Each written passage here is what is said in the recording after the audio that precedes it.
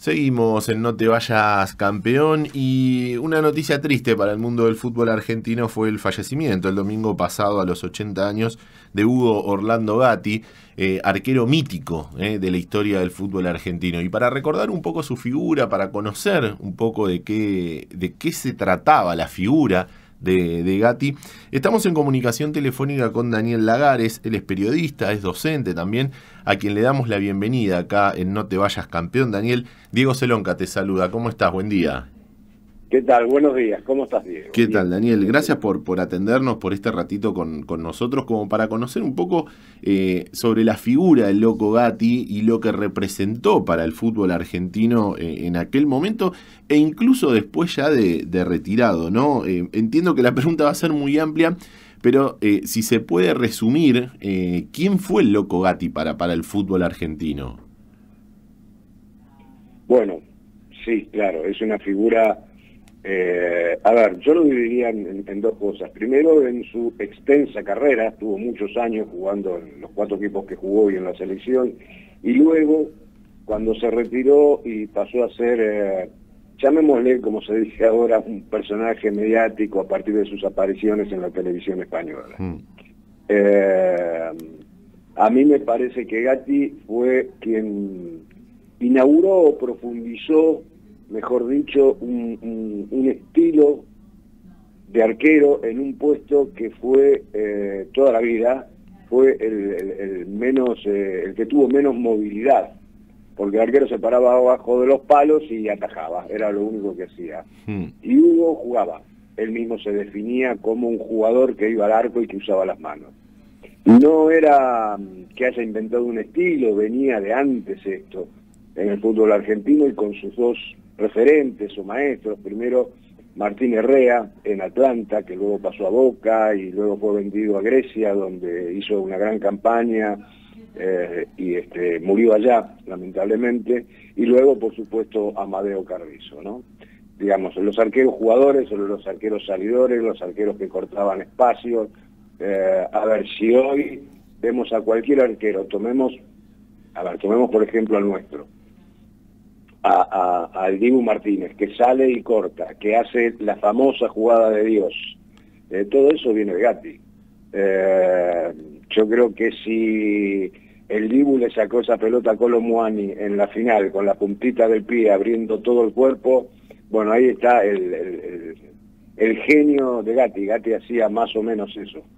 Pero además era una figura mediática para la época. ¿Por qué? Porque era hablador, porque no se callaba nada. Fue también un pionero en esto de las publicidades, por ejemplo. Fue el primero que utilizó publicidad en su camiseta. Estuvo adelantado en todo. Hugo estuvo adelantado en todo. Pero todo esto también a mí me hizo pensar mucho que todas estas características, llamémosle colaterales, del cabello largo, de la vestimenta, de sus declaraciones siempre explosivas, de su confrontación, porque confrontaba, un poco dejaron en segundo plano al gran arquero que era, porque además de todo eso era un fenomenal arquero, y lo demostró en todos los equipos que estuvo. Para mí, y apelando a la memoria, por supuesto, su mejor época como arquero fue en Gimnasia, aunque en Boca ganó todo, fue 2 veces campeón de la Libertadores, la Intercontinental, es el arquero que más veces estuvo en el arco de Boca. Todo Boca tiene otra incidencia, digamos, Claro. claro, entre la masa de seguidores del fútbol, pero su etapa en Gimnasia fue extraordinaria. Me parece que fue su pico más alto, ¿no? Ahora, pensando en esto que nos comentás, Daniel, ¿habrá sido el Loco Gatti uno de los primeros en darse cuenta esto de cómo explotar la imagen y cómo explotar la figura? Obviamente respaldado por rendimiento deportivo, porque sin rendimiento deportivo todo eso que mostraba afuera no se hubiese sostenido, y lo entendió de esa manera, digo, este personaje que se tenía que inventar para el afuera, pero respaldado por lo que sucedía dentro de la cancha. Sí, sí, digamos, no digo que fue el primero, El primero podría decirse que fue Amadeo, porque hay algo que pocos recuerdan. Amadeo fue modelo publicitario, desfilaba en los desfiles de Ante Garmaz. Esto lo hizo muy poco tiempo. Pero el que saltó de la cancha, digamos, a las pasarelas o a los medios, digamos, el primero fue Amadeo, pero el que profundizó esto y el que lo vio claramente y con muchísima anticipación, sin duda, fue Hugo. Con esas publicidades y con reforzar su calidad de jugador o de arquero o de futbolista, como querramos definirlo, con su imagen exterior fue Hugo. No hay dudas de esto, no hay dudas. Daniel, a lo largo de estos días, después del fallecimiento, digo yo, pues, por generación y generacionalmente no tuve la posibilidad de verlo atajar a Gatti, pero digo, conozco su trayectoria, he leído mucho en estos últimos días, por supuesto, digo, también se ha profundizado mucho en lo que fue la historia del Loco Gatti en el fútbol argentino. Leí en muchos lugares y veía en muchos lugares que se hablaba de esto, ¿no? De que era un adelantado para la época y se lo trasladaba al fútbol de hoy, que hoy, vos ponías el ejemplo del Dibu Martínez, pero digo, en el fútbol de hoy tranquilamente el Loco Gatti pudo haber atajado por justamente esto, ¿no? Digo, del juego con los pies, de la velocidad de piernas, que no era ya el arquero ese que se quedaba abajo de los 3 palos y esperaba que le pateen, sino que se hacía parte del juego. ¿Crees que fue un adelantado? Absolutamente, absolutamente. Mira, Gatti tenía 2 piernitas que eran 2 mimbres. Algo impensado para el biotipo de jugador y de arquero, sobre todo de hoy. Pero eran 2 mimbres con resortes. Esto le permitía tener reacciones de un arquero atajador, digamos. Pero su verdadero aporte fue esto, el de jugar, el de ser parte del juego. Hoy está de moda, y no sé si pasará de moda, o vino para quedarse, esto de salir jugando desde atrás. Y el arquero es fundamental, es el primero. Estamos cansados de ver en cualquier partido o de Champions, o de la Premier, incluso de nuestro fútbol, que los equipos cuando no pueden salir, no pueden elaborar juego en el medio, y antes de saltar la línea para tirar el pelotazo, siempre juegan con el arquero apoyándose como si fuera un base de básquet, que muestra la figura que yo tengo. La pelota va al arquero, y Gatti no la perdía. A Gatti lo acusaban de recibir goles bobos, como todos los arqueros. Pero porque jugaba adelantado. ¿Pero por qué jugaba adelantado? Él jugaba adelantado, y lo decía, porque él veía venir la jugada ya cuando empezaba a atacar el equipo contrario. Entonces se adelantaba a la jugada. A veces, lamentablemente, quedaba a mitad de camino y le hacían esos goles bobos tirándole desde lejos por arriba cuando algún mediocampista o delantero adversario, claro, advertía esa posición y lo sorprendía. Gatti tenía una frase que le decían, pero vos no volás. Dice, ¿para qué voy a volar si no llego? Hasta eso tenía calculado. Claro. No, fue realmente un monstruo, como dicen en la tribuna, un adelantado, un maestro, inimitable, porque además hay que sumarle toda su figura mediática y de personaje, sin imitado o copiado o con aprendices del estilo de arquero jugador, pero como figura total es imitable y ha dejado una huella que es imborrable. No debe pasar inadvertido todo lo que ocurrió a partir de que nos enteramos de su muerte, ¿no? De cómo el fútbol, todos, rivales, compañeros, el periodismo, lo acompañó en la despedida. Es un hombre que dejó una huella, y una huella muy profunda. Tan profunda que si no fuera por aquella lesión en la rodilla hubiera sido el arquero del Mundial del 78. El arquero de Menotti era Gatti, no era Filiol. Pero bueno, pasó lo que pasó, que se operó, que Menotti no lo quiso esperar en su recuperación y por eso recurrió a Filiol, pero si no, el arquero de todas, si repasamos los partidos de la selección de toda la etapa previa de la formación de los 22 finalistas que fueron al Mundial del 78, el arquero de César era Gatti, sin ninguna duda. ¿Por qué? Por ese estilo, porque era un equipo, aquella selección que salía jugando de atrás, también eran era original aquel equipo en eso, ¿no? Claro, claro, sí, justamente Daniel te iba a consultar por ese paso, ¿no? El loco por la selección y entender un poco cuál fue la circunstancia por las cuales se queda fuera del Mundial 78, teniendo en cuenta justamente esto, ¿no? Que en la previa había sido el arquero elegido por Menotti, en la gira, esa famosa gira por Claro. Europa, había atajado él, digo, y demás, y que después se queda fuera del Mundial.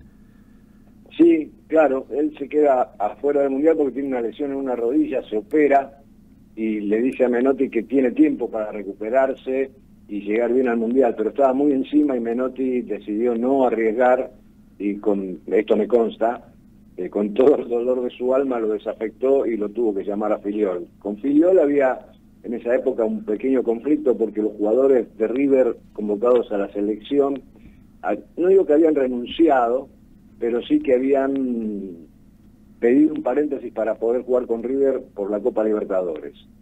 Entre ellos Filiol. Y Menotti no lo aceptó. Después, ante la lesión de Gatti, indulta a Filiol y lo llama. A ver, también lo llama Luque, no lo llama a Juan José López, sí lo llama a Pasarela, y de última, muy de última, entra en la lista de los 22 Norberto Alonso, que había vuelto de Francia en gran nivel, y casi Menotti que no tenía chances de dejar afuera al mejor Alonso, su mejor momento.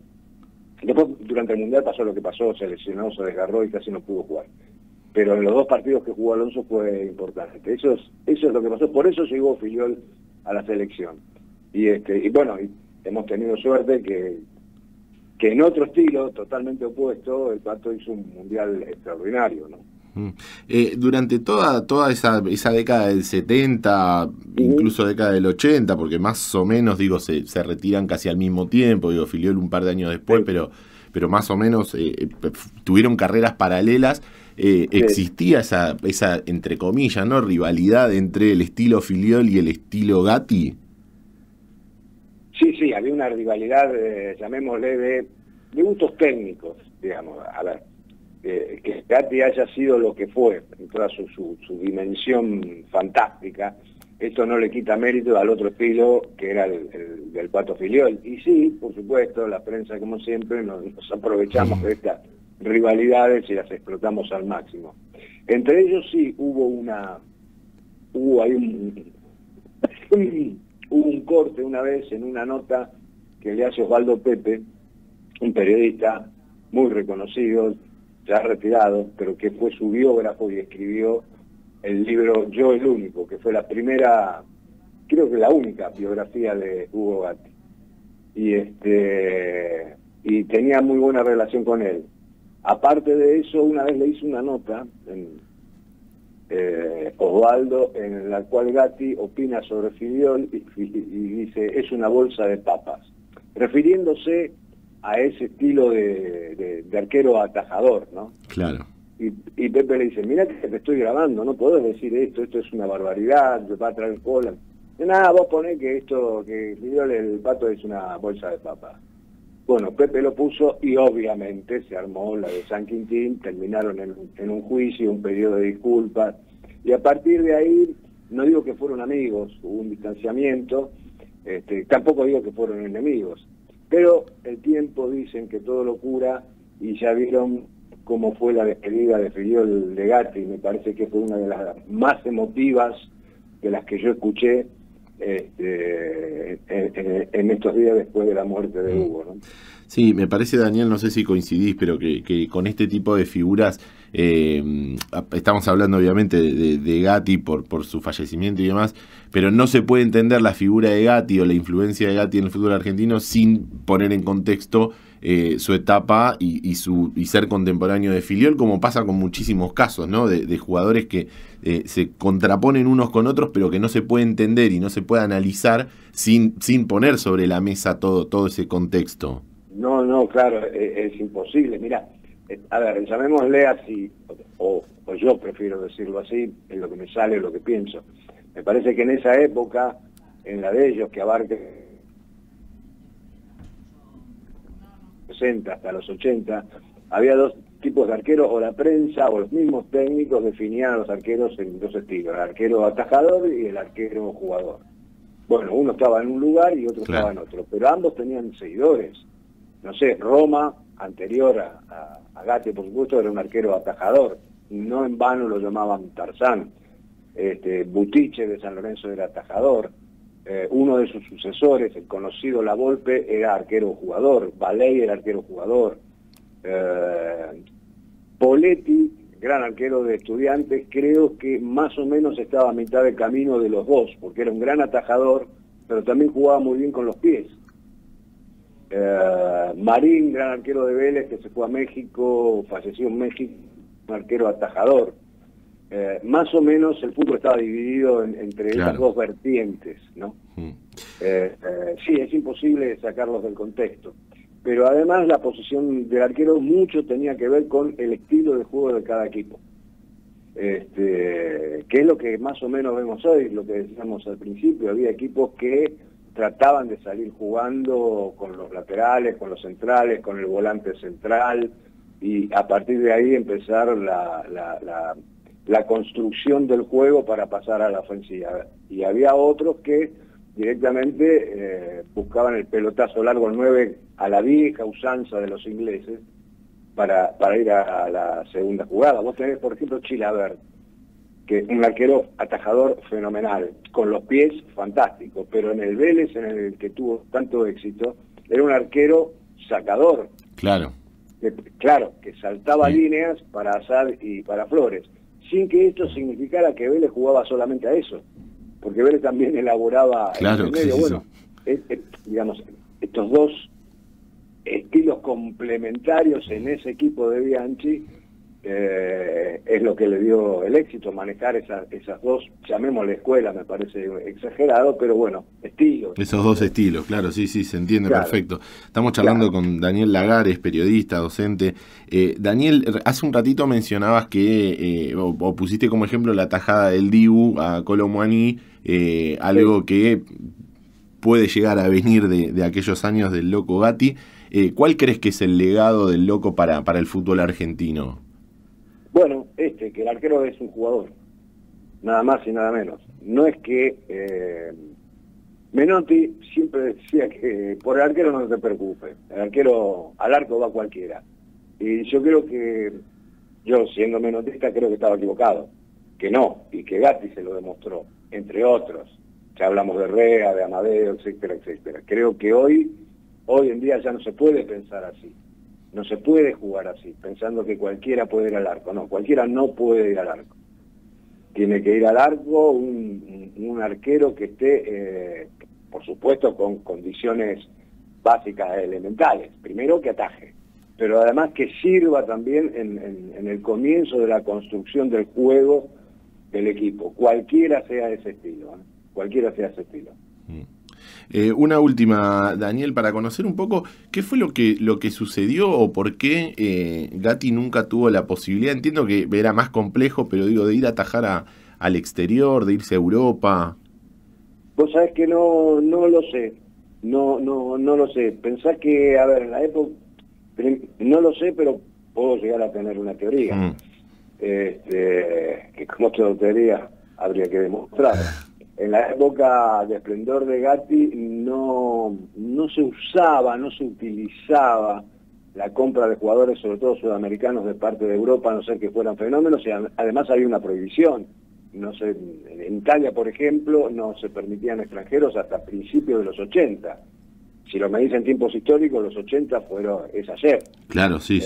Claro, después se permitieron los oriundi, lo que ellos llamaban oriundi, que eran los hijos o nietos de italianos o de origen italiano por su apellido, y ahí lograban meterse en los equipos italianos. Pero no había esa costumbre, y ya no estoy hablando solamente de arqueros, estoy hablando de jugadores de campo, y de arqueros menos todavía, porque Europa también tiene una larga tradición de grandes arqueros en todos los países, O vas a España y hoy hablas de, no sé, de Arconada, de Zubizarreta, y son figuras míticas para el fútbol español. Español, claro.